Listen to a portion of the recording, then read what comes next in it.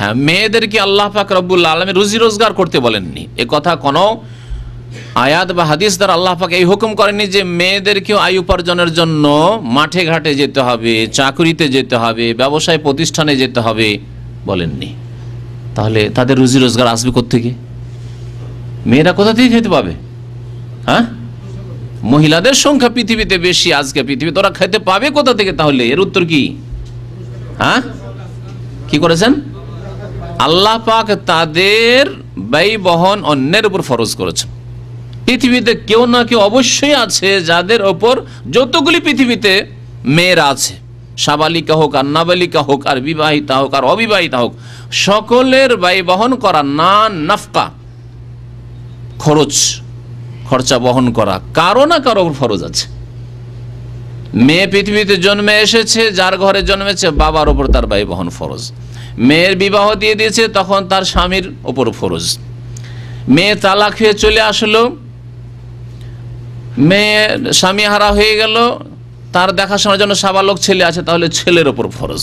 ছেলে নেই, সব নাবালক আছে, কোথায় আসবে? বাবার বাড়ি ফিরে আসলো, বাবা মারা গেছে, তাহলে ভাইদের ওপর ফরজ। জি, কেউ নেই কোন মুসলিম সমাজে মেয়ে রয়েছে, মেয়েরা রয়েছে, মহিলারা রয়েছে, কিন্তু তাদের দেখাশোনার জন্য আপনজন কেউ নাই, তাহলে মুসলিম সরকার উপর ফরজ। মুসলিম সরকারকে প্রত্যেকটি মেয়ে, প্রত্যেকটি মহিলার ভাতা দেওয়া ফরজ। এটি হচ্ছে দ্বীন ইসলাম, এ হচ্ছে দ্বীন ইসলামের বিধান। আল্লাহ পাক রব্বুল আলামিন দ্বীন ইসলামে এত সুন্দরভাবে নারীর অধিকারকে সুরক্ষিত করেছেন, হেফাজত করেছেন। আজকে দুনিয়ার মানুষরা, ফাসিকরা এবং কাফেররা নারী অধিকার বলছে, কিন্তু নারীদেরকে খাবারের দুটো ব্যবস্থা দিতে পারলো না।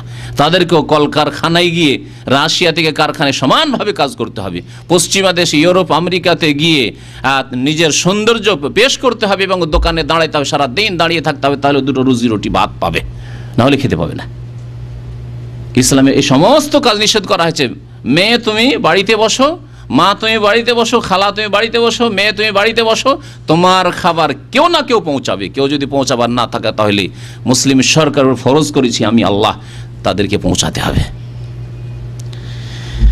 তাহলে ফিতরা দিবে কে? একজন মেয়ে, তার তো আয় উপার্জনের হুকুমও নেই এবং তার কাছে হয়তো পয়সাও নেই, নিজের পয়সা থাকে স্বেচ্ছায় দেয়, সে দিতে পারে, কিন্তু তার যার ওপর ব্যয় বহন ফরজ সেই ব্যক্তি তার ফিতরা দেবে।